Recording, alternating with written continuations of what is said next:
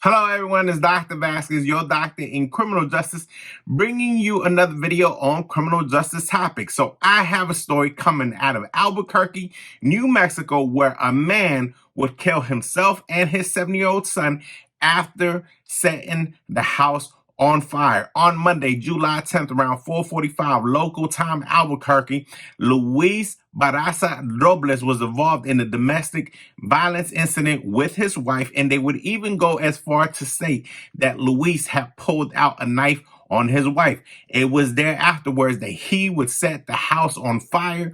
The wife was able to go into the bathroom to take shelter.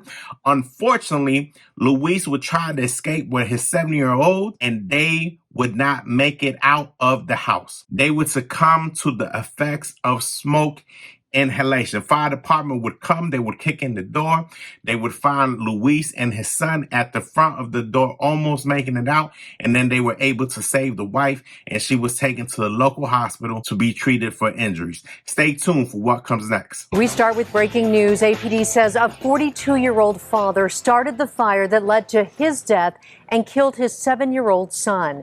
It happened Monday morning on Pitt Street in Northeast Albuquerque. According to detectives, the father was in a domestic dispute with the mother of the child and even threatened her with a knife. Then he set the house on fire, and while trying to escape with his son, they both got trapped by the smoke and did not survive. The mother of the child and the father's wife both suffered injuries in the fire. Welcome back. As always, I have 3 questions, 3 concerns, 3 things that I want to discuss with you. Please always place your comments down below. The first question that I have for you is, do you believe this was intentional by the father? For me, I'm going to say that the act of setting the house on fire, he was enraged, he was outraged, frustrated, took his anger out, set the house on fire. But I believe he never thought that they would succumb to the injuries because of the fire. So yes, I think it was purposeful. I think it was intentional, the act of setting the house on fire, but I don't think he knew what exactly was going to transpire by him doing that. All right, and the second question that I have for you is, why do you believe no one contacted the police? They were involved in a domestic violence incident. Maybe there was some screaming, maybe there was some yelling. I don't know if anybody got physical, but it has been documented that there was a knife that was presented within that argument. So I would like to know, even before we get to the house being set on fire, why were the police not called? For me, I mean, it could be a bunch of things, right? Maybe the lady was scared for her life. Maybe she didn't know what to do.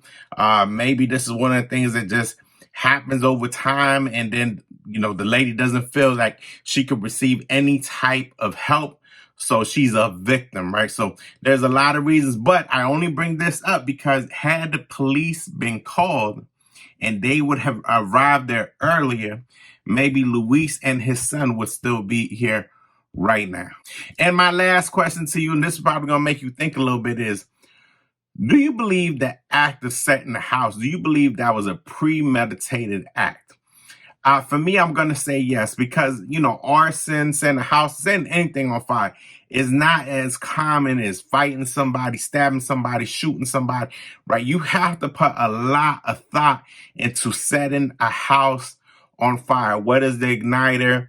How can I burn this place down? How long is it going to take? What are the tools I need? It's not just something that comes to you in that moment. So me, I believe it was premeditated. Let me know what you think down below. All right, everybody, it's time for the shameless plug. If you like criminal justice, if you like criminology, if you like videos like this, if you like Dr. Vasquez gathering the information, dissecting it, shooting questions over to you, you answering the questions, and we going back and forth, this is the spot, this is the location, this is the platform, this is the community for you. We've been at this for over 3 years. We got over 300 videos. We are on all platforms. We are on TikTok. We are on YouTube. We are on Instagram. We are on Threads. We are on Twitter. We are on SoundCloud. We are on Patreon. If you go to Patreon and you subscribe, you get this content before everyone else. That is our video for today. Thank you so much.